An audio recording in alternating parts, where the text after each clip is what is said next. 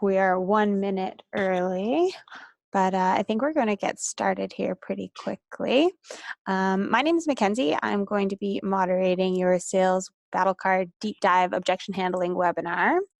Thanks for joining us today. We've got Katie and Aaron with us. Just going to do a quick introduction of them before we get started. We've got Katie Berg. She's our Senior Marketing Manager here at Clue. She's been with Clue for the past 3 years. She's actually my boss, and her specialty is leading marketing teams in high-growth organizations specifically. So her main focus with us has been pipeline and revenue growth, and she's been working really closely with competitive intelligence and sales enablement for a long time. So she's got a lot of really good insights on battle cards. And then this is Erin. She is our Firecracker account executive who is consistently one of the top performers at Clue on the sales team. She has 6+ years of sales experience. Prior to Clue, she was over in Toronto working for Top Hat, and then she moved to Vancouver to join us last year. And she used to be a competitive swimmer and now does Ironmans for fun. Doesn't seem like a real thing to me. But yeah, basically there's no surprise that she loves a challenge. So she will be the first one to tell you that she loves objection handling, and she's very, very good at it, which you'll find out shortly. Yeah, thanks for the hype. Yeah, so awesome. So yeah, I'm going to be here moderating any questions that you have throughout the presentation. Feel free to throw them in the chat in the Q&A. If Katie and Aaron can't get to them right away, I'll make sure that they do answer them at some point. Basically, we want you to be really active. This is the best part about being on a webinar. Ask any questions that you possibly can think of. We're going to be sending you a recording of this webinar after, so don't worry too much about taking notes. And that, yeah, we're going to be having polls throughout, so just make sure you're participating in that, and we can send all that information to you as well. And without further ado, I will leave it to Katie and Aaron. Cool. Thanks, Matt. And Mackenzie, I think Aaron and I will be running through the presentation, but if people are asking questions and you want to sort of chime in for us to stop and answer them along the way, I think we're both cool with that. Yeah. Awesome.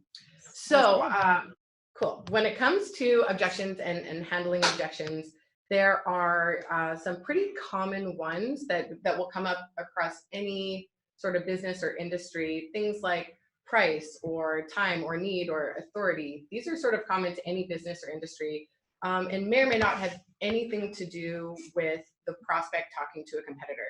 What we want to focus on today are the types of objections that come up when a competitor is in your deal. And those can tend to be more product specific or more specific to your company's own weaknesses or your product's own weaknesses. And that's really where we want to focus our objection handling conversation. We're going to cover sort of the why, the what, and the how of building an objection handling battle card. We're going to start with covering somewhat of a framework. It's what we call an objection handling hierarchy of how to build an effective way to handle an objection. Then we're going to dive into the emotions and objections and how that should play into the responses that you're building for your salespeople. Then we'll cover the actual types of objections or claims that you can expect to hear, and then the approaches that you can build for your sellers. And then finally, we're going to pull it all together and give you a step-by-step guide on how to build your own objection handling battle card that you could start as quickly as tomorrow on. So hopefully this will end up being really tactical. I think it will be valuable not just for product marketers, but also for sellers or sales leaders that are on the call today to think about the different strategies that you can use. Part of the reasoning for wanting to bring Aaron in on the call is to not just give a marketer's perspective on how to build a battle card, but to get the voice of the salesperson and your thoughts around what you use, what sales tactics you're also thinking about, because I think that an understanding of the seller and their mindset is what can help to elevate your battle card from being sort of very much marketing generated to having input from sales on what will work. Yeah, more actionable, more things that I'll want to use. Yeah, exactly. Yeah, to start though, we want to do a quick poll. So we wanted to ask the viewers, what is your biggest challenge when it comes to objection handling? So Katie and I will give you guys 30 seconds or so to put in your thoughts, and then we'll go from there. Aaron, what would you say your biggest challenge is when you are objection handling? What do you see pop up the most? I don't see objection handling as challenges. I see them as opportunities. But what things come up the most in my sales tenure, not just here at Clue, but I think pricing is common. We talked about that in our quick promo video for who saw that. A lot of product specifics, depending on the company and service you're offering. And then a lot of objections around just your business approach and what the competitors are saying about you. Those are probably the three main ones that I've heard. Right. Cool. And with pricing, is it, do you find that people are pretty stubborn to move on their stance? No, I think pricing, honestly, pricing, in my opinion, is not a challenge, because really, if pricing is a concern, then you're not showing the value of the product. The value of the product really should be a no-brainer when it comes to pricing. And that's commonly what I've seen with the organizations that I've worked with. And if there is concerns around pricing, then that's just not another opportunity for you to, again, show why your pricing is built that way and what other customers have seen as success in that pricing model. Right. That's a good way to think about it. Okay. I'm going to share the results of the poll. Awesome. You can see those there. So biggest objection challenges, it looks like the top one is building the content for an objection handling battle card.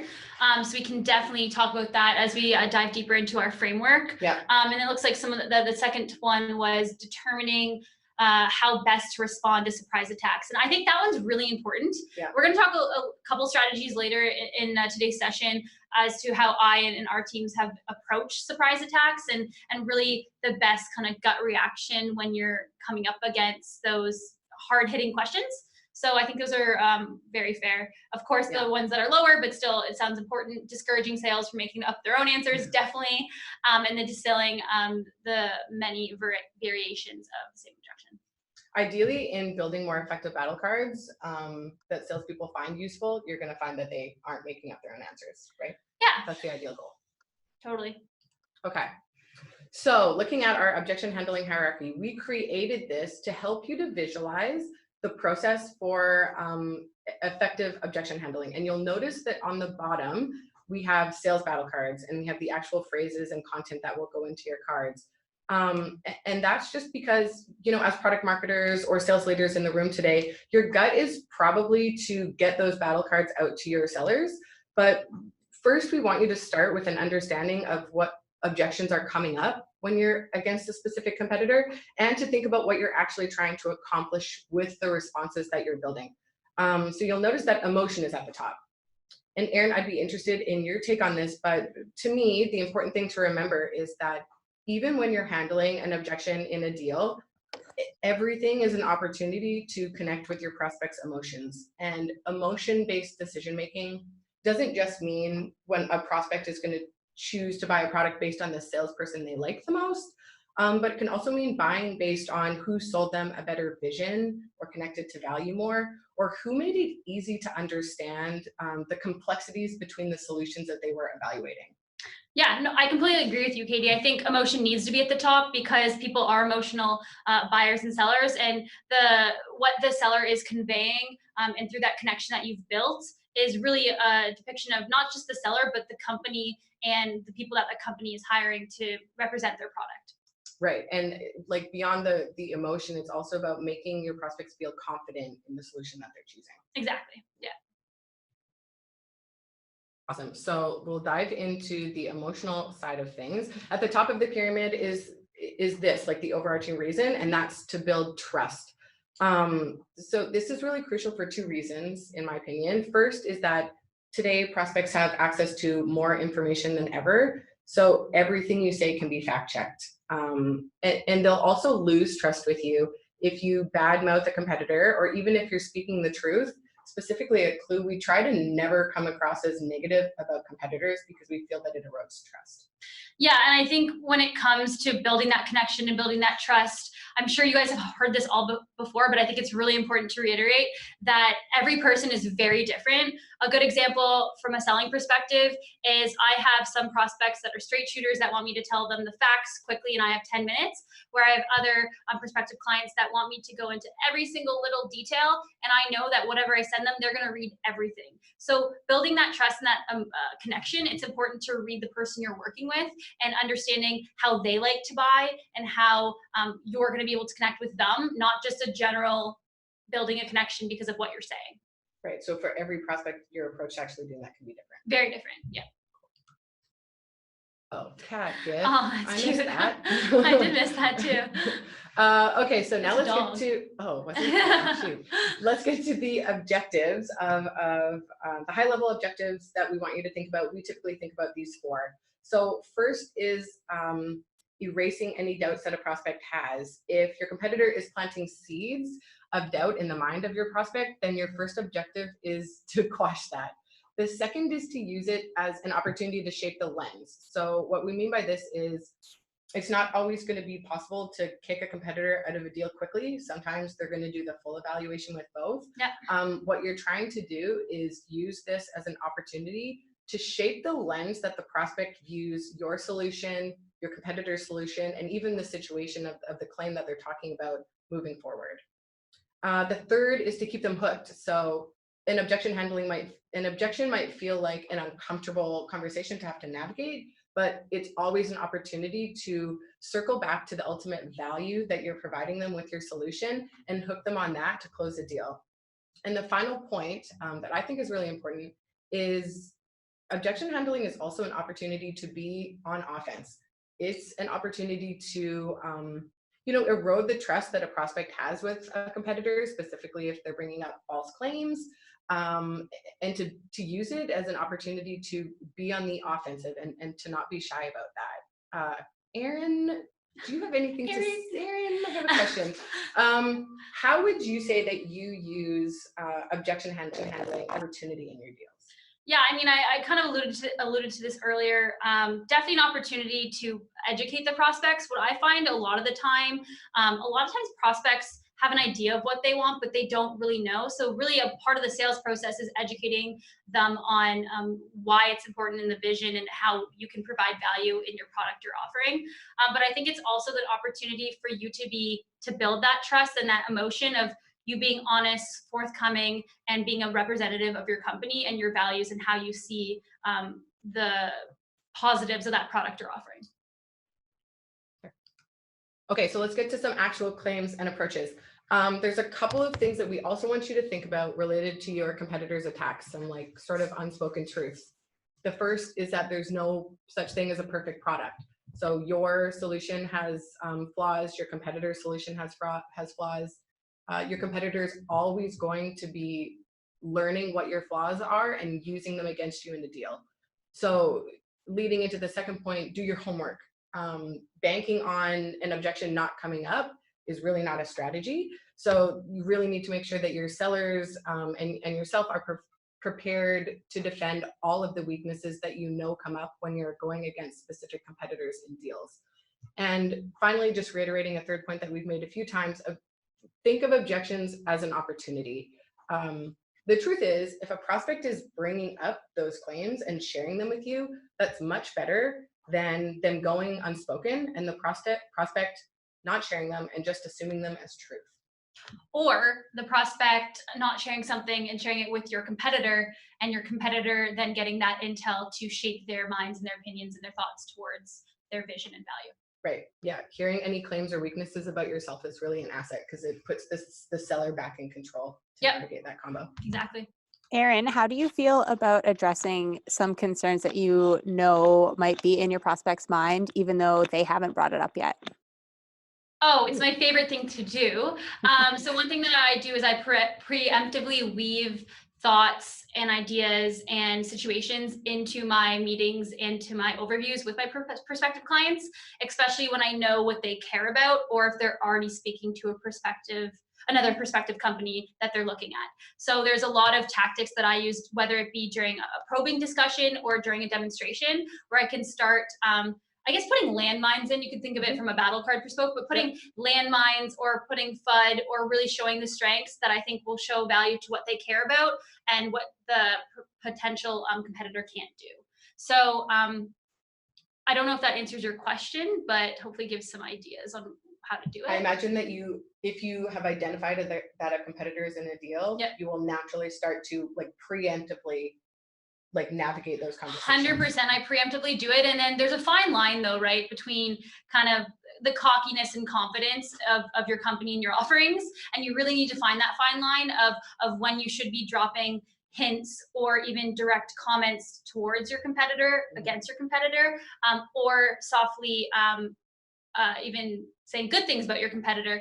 It depends again on that emotion and that connection you have with the prospect in terms of how forthcoming and how direct I personally think you should be, because some prospects might find that too abrasive, but other prospects might love it and eat it up and say, this is the best, like, thank you so much for just telling me how it is. So it really depends. That again goes back to like an element of this is case by case based on your prospect. Yeah, and I hate to do case by case and be vague, but it really depends. So if anyone does have specific questions or examples they've come up against, please feel free to put it in the chat. Awesome. Let's get to some of the claims and some of the approaches that we take. So broadly, we categorize our claims in two ways: ones that are true, or a version of the truth, and others that are not true. And that's how we try to keep it really simple. And for both of these, we have created 3 different approaches that you can use in different scenarios. And we call this is so corny, we call this the ARR of objection handling because we work in software. Well, I love this because as a seller, all we think about is annual recurrent revenue, our quotas, not all, but it's a huge piece of it. So when we were planning for this webinar, I was like, this is amazing. It's really relatable to a salesperson. So if you want to use this tactic in your own organization, I think it's fun and it's something that they can remember. ARR, address, refrain, redirect, depending on the situation. Totally. Love it. Okay, so address, let's start with the first one. This is basically the simplest and most straightforward response. It's an acknowledgement of the claim. Can be blunt, can be direct, can sometimes maybe be interpreted as aggressive. Would love to know your thoughts on that. But basically it's a yes or no. Yeah. What are your takes? Yeah, so I mean, I think the big thing is part of my language, but you shouldn't bullshit as a seller. Be direct. You're gonna break down your trust if you try to give fluffy, clouded-like examples or explanations. The one thing that I've always learned in my selling career and working, not only in sales, but when you're trying to sell your parent on that big gift you want, or when you're working with a peer or a manager on something important, I think the first thing you say is going to be the thing that they remember. So make sure that when you are addressing it, that the first sentence or the first statement is something that's going to leave them feeling happy and confident that you addressed it. But then of course you can explain a little bit more detail if needed, depending on if it's true or not true, or the intricacies of that objection. I think another comment on this that maybe we haven't said because it seems obvious to us, but not to be evasive, like to just be straightforward with an answer specifically about things that you don't do, for example, to not like beat around the bush in a way that's going to erode trust. Yeah. So that just goes without saying. Yeah, I mean, it goes without saying, but I think it's really good to remind everyone because we all have billions of things we're thinking about every day. So I think it's good to remind us. Cool. Reframing. So this is about changing the lens through which the prospect is seeing the situation. It's often answered in form of a question. So you might ask something like, why is that important to you? And you're doing that in order to shift the conversation towards your product and towards where it creates value. Yeah. So I'm thinking, could we do a quick replay? Yeah, role play? Oh, replay. No, role play. Yeah. Let's do a quick role play. So I'm the seller, Katie's my prospect, and she's gonna give me an objection of something product specific.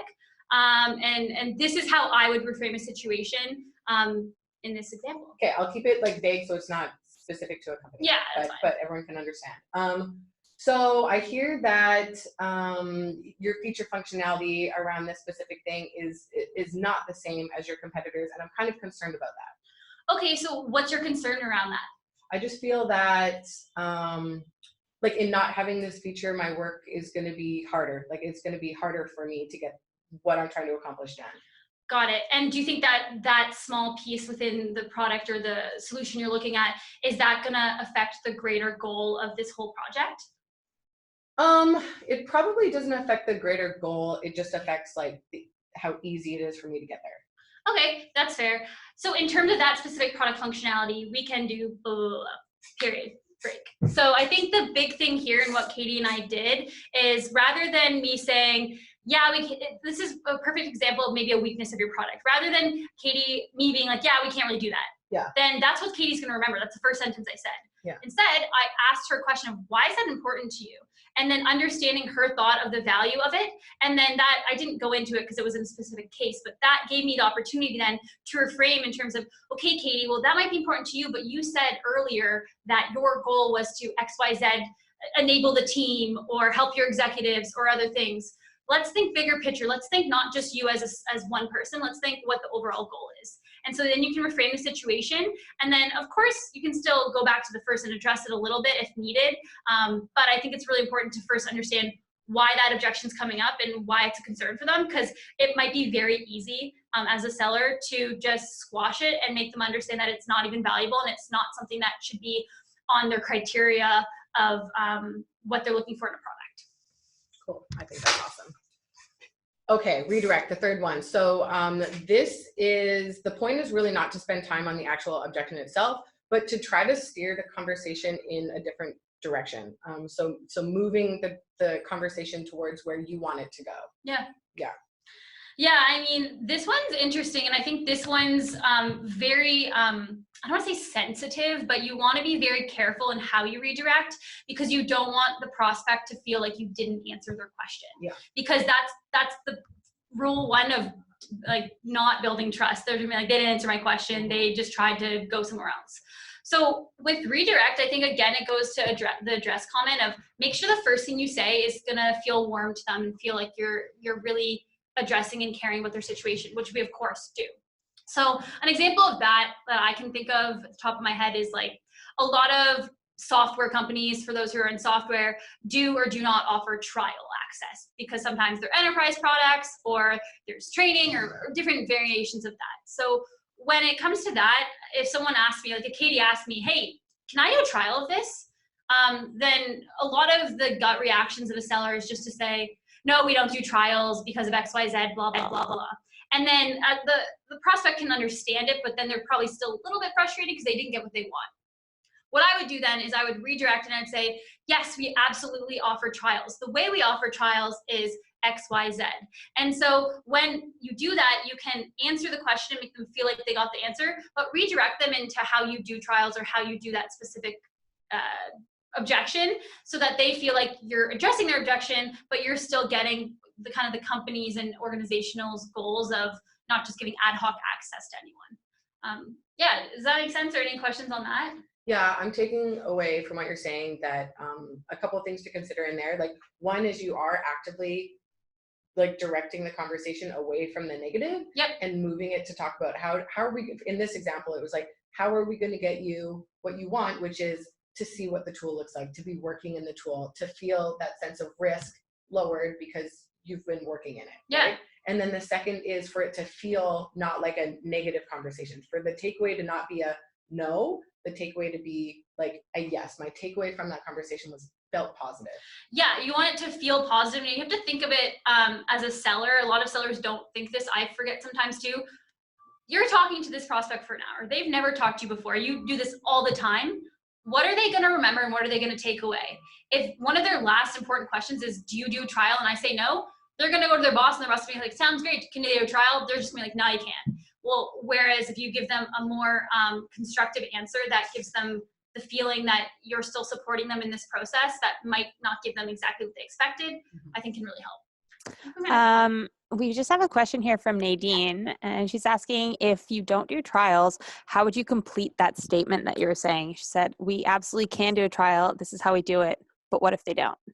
Yeah, so I guess in that specific example, what I would do as a potential seller for that organization is I would say, yes, we absolutely do trials. The way we do trials is through working sessions. So we can set up a sandbox space for you, then we can set up a call to kind of go in the nitty gritty of the things that you care about. And then if that point in time, you need access, we can look at it. But really what's happening in that situation is you're then setting up another call to go into the product deeper, to be more specific to their use case. And then the trial aspect usually fades away. If it still comes up, then there's different approaches you could take. But I would say that's what I would recommend. I would have to maybe, Nadine, we can always talk offline, but I think it depends on the product as well. She says, perfect. Thank you. Okay, awesome. All caps. I think it works really well. I definitely have used it in previous organizations, and I think it's a really great approach. There's just a follow-up on that. It said, Katie, although you raised some great points, I was having trouble connecting with your character in the role play scenario. Have you considered costumes and makeups? Sorry, I thought this was a serious question. Looks like we have another question above it though, Derek. Maybe do Mackenzie. Yeah, so Erin said, or Heidi says, would you also use that answer to seed who is serious or not? 100%. I think that's a really good point, Heidi. A lot of prospects just say, oh, do you do trial? Because they just want to like look at it for a minute. And so that really is a great opportunity to see if you can get deeper with that prospect and really understand if they're seriously evaluating. I really love that point because classically, and a lot of my peers in my own organizations that I've worked with, they say, oh, can I have a trial? You give them a trial. They never look at it again, or they go in for 5 minutes and then the deal's done. So I think there's a really fine line of, as I mentioned, redirecting in a very strategic way, but making them still very excited and happy about the conversation you had and the next steps that you've provided. Cool. No, all good. Let's walk through now. I'm going to role play my best professional Oh my gosh. webinar presenter. Let's go through some of the common types of claims that we're used to hearing, and then talk about how those three, the ARR, connect to addressing those claims, if that makes sense. So the first two that we would talk about are those that are blatantly not true and those that are not true anymore. So blatantly not true is like, that's just false. That is not real. And not true anymore, it might mean like that used to be true about the product or about the company, but that's changed. Yeah, we have a couple cool examples that we'll show in a couple of slides, but I think we already went through this in terms of just say how it is and make sure you say it very blatantly in the first sentence or two, because if you kind of give this washed up answer, it'll get lost in the mix. So just be direct, be confronting about it. Maybe your competitor said something that isn't true anymore. Be like, hey, I think they're misinformed. Maybe their battle cards aren't up to date or something funny like that. Make a joke out of it. Yeah, I was going to ask you about that. With these ones specifically, how do you use these top two sort of opportunities to deposition the competitor in any way? I mean, yes, it really depends on the situation, but I mean, if the competitor is using really aggressive sales tactics that aren't true, and you give them facts of what is true, that's going to make it really easy to build that emotion and that trust with your prospect, and then that prospect to start leaning away from that competitor that they're looking at. Fair, cool. The next two are those that are not entirely true, and I think what we mean by that is it could be true depending on how you look at it. There's probably a lot that falls into that gray zone. And then the fourth being, this might be true about the product, but it shouldn't matter. It's not relevant. Yeah, and so that's another opportunity like we gave in the example of, oh gosh, what was the example? In terms of when we role played around that product offering that maybe is a weakness of your company, but it's just opportunity for you to understand why they care and where is the value to them as a prospect. And maybe sometimes, maybe it is a huge weakness and maybe ultimately your product's just not a good fit for them, but that is important because they'll churn down the line and maybe be not a great customer advocate for you. I'm gonna say product advocate. As a question for the reframe, I think the one question that we had gone through before was the question of like, why is this important to you? Yeah. Are there other approaches that you would use to try to break down that belief that it is important?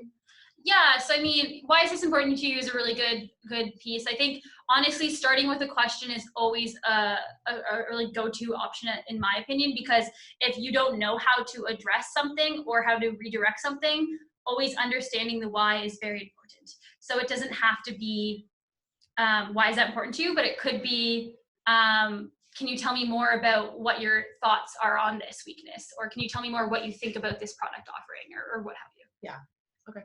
I mean, you always want the prospect to talk as much as possible. I'm a chatty person, but ultimately they're the ones that are buying, and they're the ones that have the value or the perceived value in their head. You know what's interesting? I was doing, this is like more related to leadership, but a person was telling me the other day that the most effective way to get people to like change how they're acting is for them to self-identify their insights. So, you know, we want work done in a different way, but I need to get you to the point where you're going to say, I think out of my own volition that I should change the way I'm doing something because I think it'll make me more effective. I think that's the same approach you take in sales, is to get the person to articulate why it's not important and reiterate to you like why the higher level value is what they need to focus on. Yeah, or reconfirm. It sounds like you're saying this. Am I misinterpreting something? Because maybe sometimes that prospect doesn't even fully understand or fully know what they're trying to articulate, because they're still learning most of the time. If they're trying to buy a product, I mean, we've bought products here at Clue. I've bought products in my previous roles, and you don't always know what you want until you learn more about it. So sometimes it's hard to articulate. Yep. Okay, the final one is those things that are just plain true. So this might be the uncomfortable situation. We don't have this feature. We don't have this. This, whatever your claim is just true. And the approach we would say to use there is typically a redirect. Yeah, and I think redirect, in my opinion, the more we talk about this, it's really a combination of address and reframe. It's really, you still have to address it so they feel that warm feeling that you're not that salesperson that's just kind of ignoring what they're asking for. But you do want to reframe them and understanding the underlying value and redirecting so that they still feel comfortable with what they're trying to accomplish. Cool. I would agree. I think actually in all of these cases, whatever your approach, your step one is probably address. Yeah, and you can address in different ways, which we'll go to in just a minute. But we do have a quick question. I want to take a quick pause. So which responses do you guys struggle with the most? And if you have any additional questions that you want to ask at this time, we can probably take a quick break to run through some of them. Totally. I think we...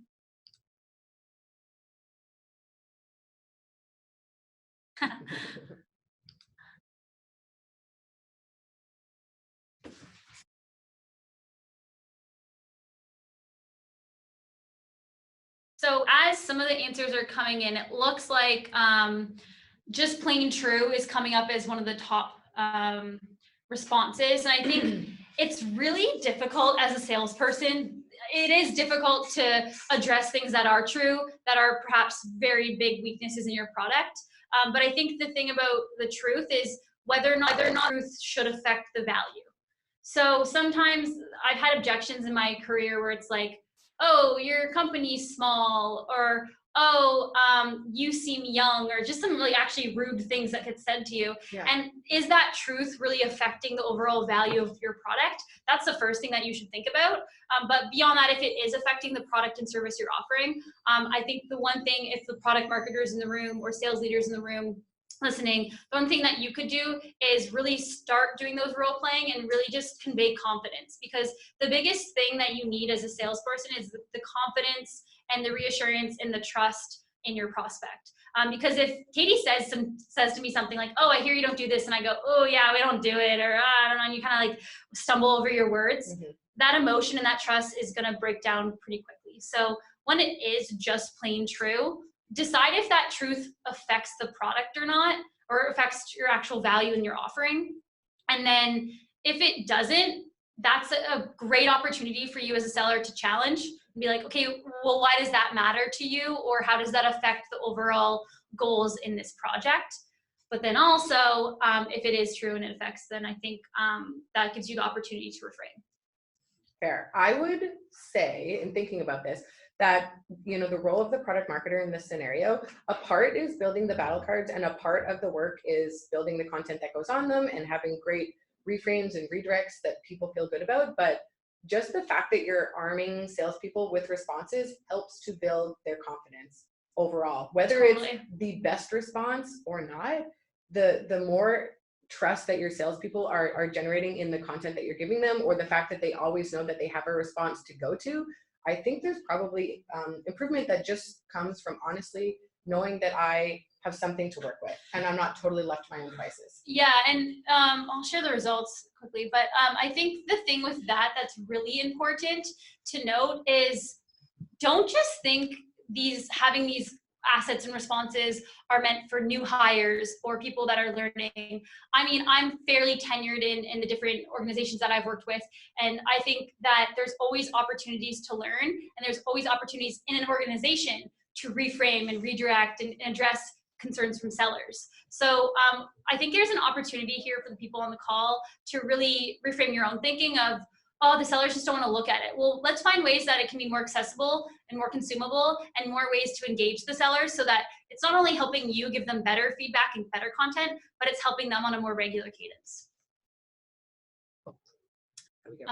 So yeah, and then, yeah, I think it's good. Yeah, sorry, that was like the most I common don't know one. if they saw it because it was paused. Oh, That's okay. okay. Tactics. I would be open to anyone on the call sharing the types of true statements that they're struggling with. Maybe even at the end we can brainstorm. Yeah, if there's any true statements, I could always think of an answer on the fly and see if it helps. See if it's helpful. Okay, so now we're going to jump straight into the tactics. So how you're going to build your actual battle cards and how you're going to enable your team with actual key phrases. So one of the points that Erin and I were sharing with each other the other day is every time we build a battle card, even for our own sales team, the go-to response we always get from salespeople is, what do I say?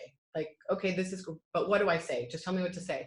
And the objection handling card is a little bit different in that we're actually trying to teach them an approach. Like there's a couple of steps to it, but I think we would still recommend if you can start them off with how to begin a response, that goes a long way. And so we've put together 5 ways to kick off your response that tie to those 5 claims. And Erin, I'll read them out and then maybe let me know if you have other ideas or thoughts on how you might start that response, okay? Okay, let's go one at a time. The blatantly not true, so the totally not true, which is number 1, response. Could you start it with, I'm not sure what else they told you, but here's the reality. I think that's an okay approach. I think depending on how you deliver that, it could come off as a little bit aggressive. Okay. I'm not sure how they told you. Yeah. Depends on how your tonality of it all. But when it's blatantly not true, sometimes I just laugh and I go, I just make a joke out of it and build that connection and be silly because it's just not true. So just be honest and don't even give it the time of day. Yeah, cool. Number 2, so this was it's not true anymore. Used to be true, now it's not true. So something like, it looks like they have just outdated information. That's not true anymore. Yeah, I mean, so for those of you who have seen Clue's Sales Battlecard framework, this is a really easy, quick dismiss. Again, kind of like number 1, you can easily address it very quickly and goes, oh, they must have just had something outdated. It's actually this. And then making sure that after you address 1 or 2 or any of these, that you ask that prospect, is that okay? Or have I answered your question? Is that clear? Because you want to make sure that they're still comfortable with what you're saying. One kind of quick side note, I get prospects a lot where I say, oh, does that answer your question? And they go, sure. Or, and I usually make a joke about it because I'm like, oh, I feel like I didn't answer your question. How else can I further address it? Because some people aren't comfortable with saying, you didn't give me what I wanted. Yeah. So I think that's important. That's fair. Number 3, so not entirely true. This is about like, it might be true based on how you look at it. Right.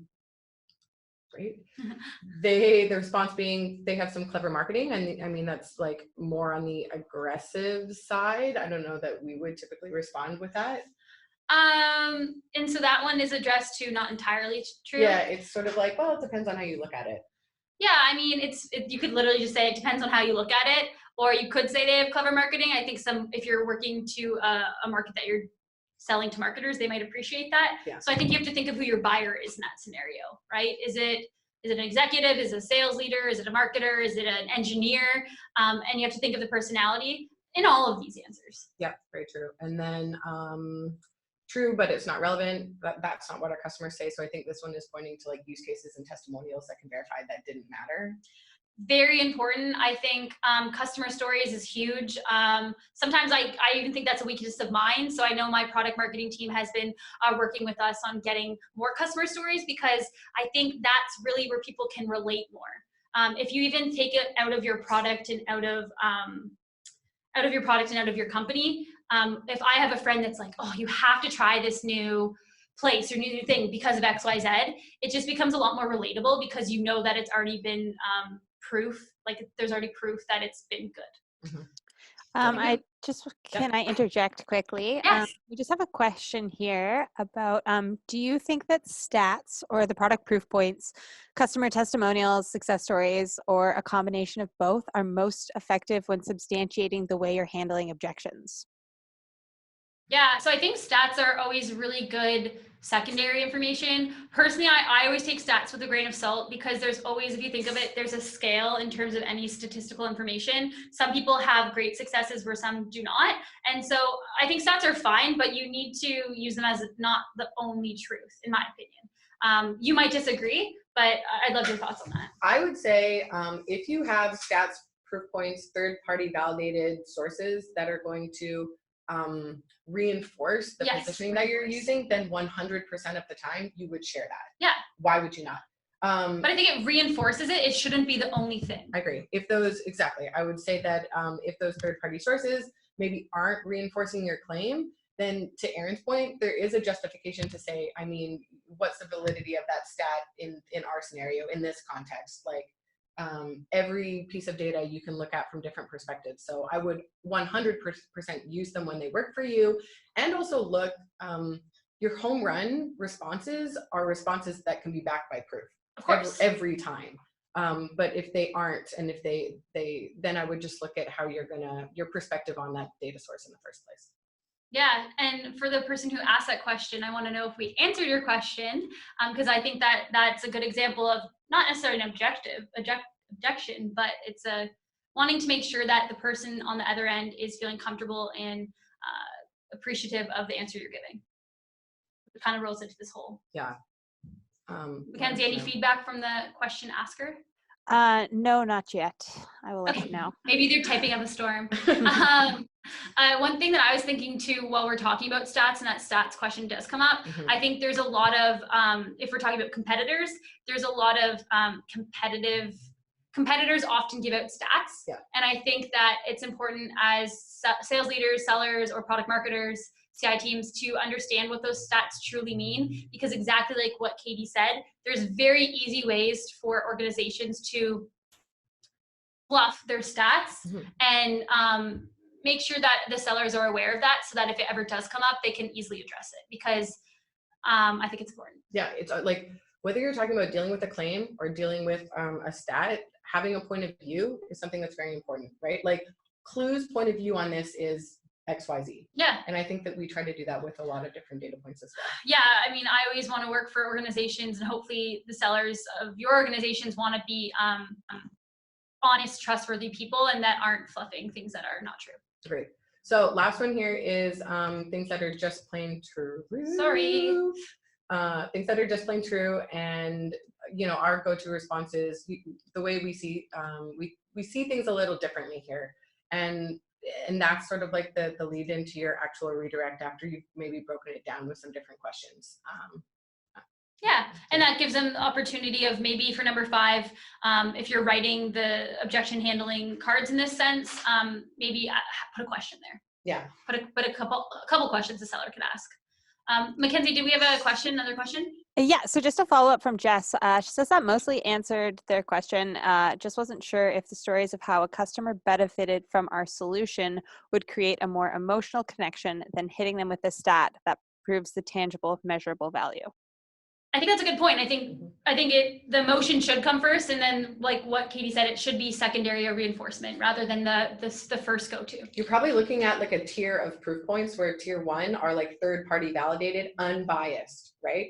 Not something that we've created, not marketing collateral or a case study or testimonial that we built, but that a third party has validated for us. It could be like an analyst report or what have you. Second tier of proof point would be something that a client has said, not us. So those would be like the levels of hierarchy that I would look at. And then the bottom would be ours. Us, yeah. Our perspective on it. Yeah. Fair. Yeah. Cool. Okay, so now we want to dive quickly into what actually like 50 or 40% of people were hoping to get from today's webinar, which is how do we build our battle cards and what's the content that goes onto them. So we use a content formula with a few key steps. There's actually a very specific process to how we recommend you build your objection handling cards. And those steps are first to acknowledge the objection. So what we're doing here is, like I said before, rather than give the salesperson the full verbatim, say XYZ in exactly this way, we want to give them an approach to handle the objection. So starting at the very top, we will typically put in quotations the claim that you can expect to hear. I actually might have made it bolder than we have in our example, so it's very easy for the salesperson to see what's the claim, and now I'm going to read the response. Then you're going to give the directions on how to respond. So first is always going to be acknowledge it, acknowledge the objection and never dismiss it. Second are going to be your company's approach on how to use the objection as an opportunity to share your company's POV, your company's perspective on the issue. So it's not about admitting a failure or a shortcoming. You want to use it to reframe your prospect's thinking. Fourth, you're going to provide links to proof. So within your battle card, you want to link to, just like we were talking about, your like tiers of proof points. If you have third-party validated proof points, you're going to want to link to them straight in your objection handling card so that your salesperson can share that with their prospect.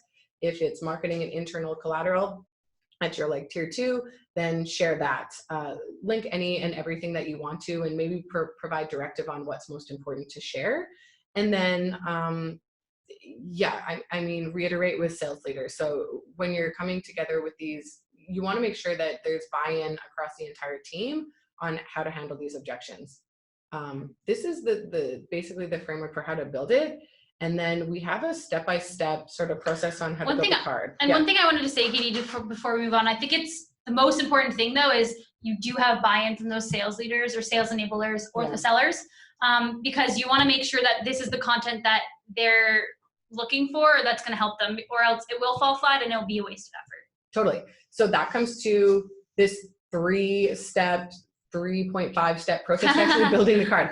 And it fully does what you're talking about, get buy-in from sales. So for you to figure out what objections are coming up on calls, the best way to do that is to sit on the sales calls. So get someone on your team or yourself to actually sit on the calls and write down all of the objections that they're hearing. So after writing down each objection that you hear, write down the responses that salespeople are making. So every call you're going to listen to, you're going to write down each objection and you're going to write down what the salesperson said. Pause. The question's really related to this. Okay. How do you go prioritizing what objections to create? What objection to create? So if you're hearing all of these objections, how would you go about prioritizing? So perfect. So what I would probably do is say, okay, this week we're going to sit on 10 calls. We're going to make note of every single objection that we hear against one specific competitor at a time. So let's take our primary competitor. We're going to sit on 10 calls where we know they're in the deal. We're going to write down every objection that comes up and the way that it was handled. We're going to come together and probably just plot with Post-its how many times did these specific objections come up. And I'm probably going to focus first on the one that comes up the most, or the one that salespeople are struggling with in their responses. A third one I would say to the question from Josh is the one that, if you could even look at closed lost or opportunities that you have lost to a competitor, and look at go back and see, okay, what did the seller say in these scenarios? Because those could be the reasons why you lost deals or pieces of the reasons. Mm-hmm. So I think your first two are great. I think a third one could be ones that you're losing to a lot. Yep. Maybe they don't come up as often, but they could be like very important. Like, okay, the second they said this, I'm out, kind of thing. Yeah, that's like some of your win-loss data could point to which ones aren't being handled effectively. So it might be based a little bit on your scenario and what you already have built and what's happening within your deals. But I would look at like those 3 pieces of information to kind of like triangulate and prioritize. We're going to start with this one objection. It's having the most impact on deals closing or not. The second one, because it comes up the most. And our sales reps aren't handling it effectively or consistently. And then third, we'll work our way down from there. Yeah. Hopefully that answers your question, Josh. If you follow up, feel free. Yeah. Sorry, Katie. No, all good. So after you've done that, you're going to look at the responses. So assuming it seems like your sales reps are handling that objection somewhat effectively, look at the responses and see what proof points you have that are going to reinforce it. Again, tier 1, you're going to look at your third party proof points that you have. Do those reinforce the statements and responses your salespeople are making? Great. Do you have internal resources that reinforce that position? Great. If you have that, basically, like, you've ticked the box. You have a way to handle that objection. You're ready to build a card. That can be as simple as it is. A lot of time you just want to listen to some of your great salespeople I would sit on Erin's calls and listen to the way she's handling some tough objections and say, this is how Erin handles it. And there are proof points to back it up. Like we have our objection handling card done for this one. If you're not getting responses from your sales team that are backable by proof points, then I would talk to your sales leaders. They're hopefully going to have better ways to handle it. And then just like review and align with the whole team around it. So your sales leader can be, I mean, and ultimately you probably want to run through some of the important objection handling approaches with them anyways. But if you're lacking great responses from your field team, then you should be looking at your leadership to fill in the gaps there. Mm-hmm. Are there any questions on that? Seems clear. Yeah. Cool. So we'll walk through, we just have 2 examples just to show you. We'll send out this deck, I believe, after the presentation as well, so you can see this. They're just examples of what a objection handling battle card could look like. So if the way that you handle them is quite simple, here's an example. We put very bold, very large, the types of claims you can expect to hear, ideally in the order of how often you're going to expect to hear them when facing a competitor. We've given you an approach on how to respond. So in this case, we actually didn't give you the one-liner to lead into your answer. We just told you the approach. So question the relevance of the feature. When was the last time they ran a complex survey? If I'm looking at example number 1. That's an example of the reframe where we're trying to break down the importance of the claim that they were making and then reinforce where we add value. And an important aspect of this is then to link to further information for your salespeople. So sometimes it's going to be product sheets or it's going to be marketing collateral. If you have third-party proof points, link to that. Or as we've done with this first objection, we've actually linked to win stories. So that would take the salesperson to win stories that they can read on their own time about, from a salesperson's point of view, how they won a deal in the way that they handled this objection. And I think these linkables are really important. Personally, as a seller, I'm not going to take the time to read a massive report that Katie sends me, but I will take the time to read a quick sentence or 2. And then if I want to dive deeper, I have that opportunity when I have the time. Yeah. And the way that we're showing this now, this is sort of like a screen capture of a clue battle card, but we've taken out everything around it because this could be in any sort of documentation that you're using. Like this way of building your content could be in a PowerPoint deck, it could be in a document, it could be in whatever you're using.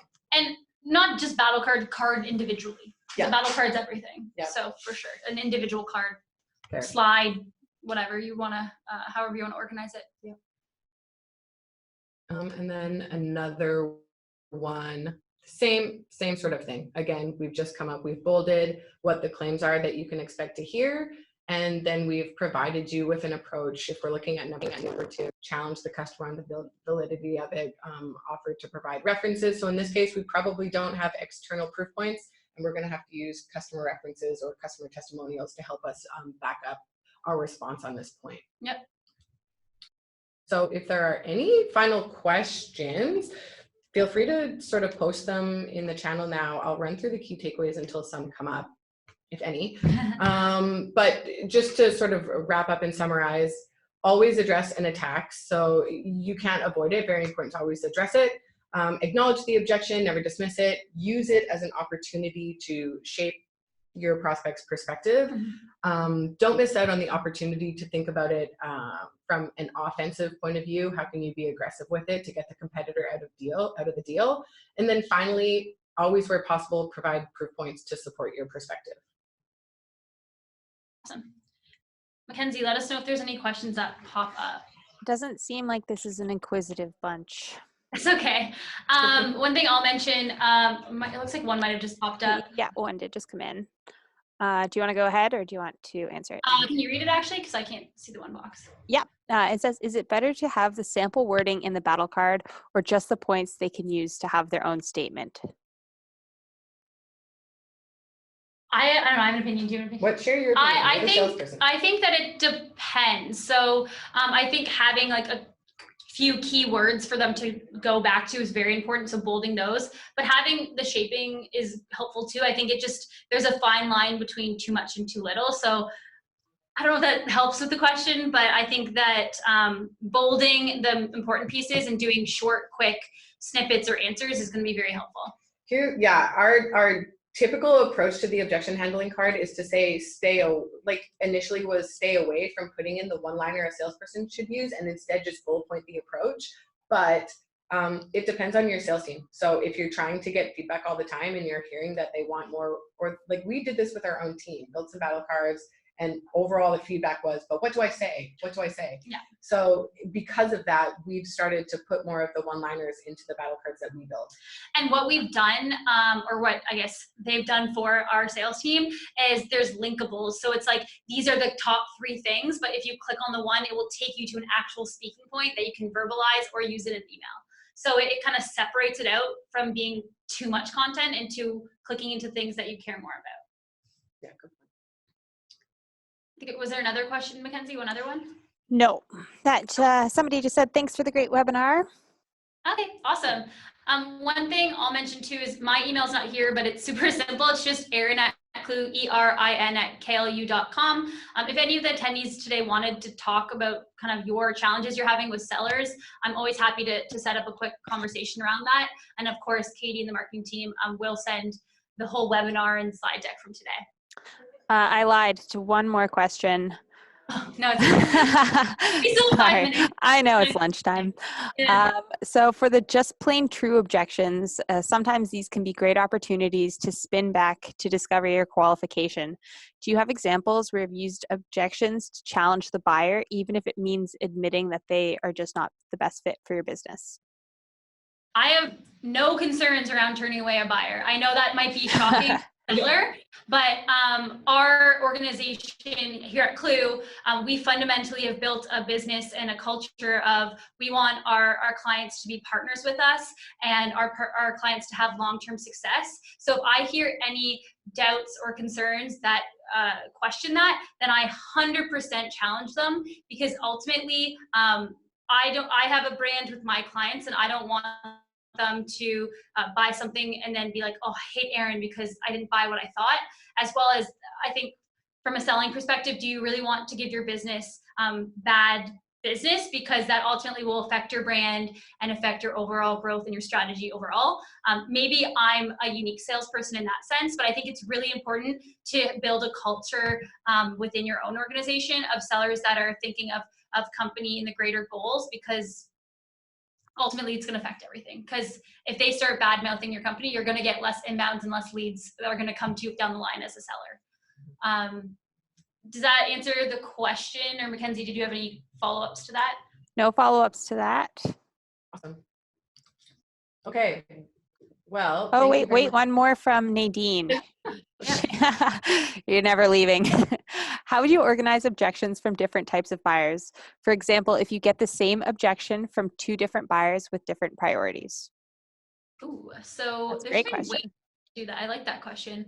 Depending on how you format your content, and so whether you're doing battle cards or PDFs or documentation, I think it's really important to understand how you did that, and not try to be salesy here, but definitely I think the important thing would be understanding what you're doing today and what the objectives are. But I think it could easily just be separated into separate cards, or you could have like charts with like linkables of the different buyer personas. Yeah, like you could build a full objection handling, sort of like a battle card, like a combination of the most common objections, and group them for different buyer personas. So you might have the same objection, just like you're saying, and have one for like your product marketing manager or your manager level buyer persona, and then one for like the VP level and how you would respond differently. And the prospect, your seller can be reviewing them. You could organize it in 2 ways. You're either going to organize it based on an objection and how to respond based on who you're talking to, and you group them all together that way, or you're going to group them together based on your buyer personas and the objections that you're going to hear and need to respond to based on that specific persona. I would do one of those 2 ways. Yeah. Cool. Awesome. That looks like that makes sense. Go have lunch. No, I mean, I'll stay here all day. This I'm is not fun. even hungry. Please send emails if you have any comments after. This was really fun to do today. Hope you guys got some value from it. And also feel free to let us know if there's other topics that you would be interested in us covering. Especially, I really actually loved having Erin join us today. So any of your comments or feedback on the type of content that you're eager for would be awesome. So thanks very much for attending, and we'll see you next time. Bye, guys.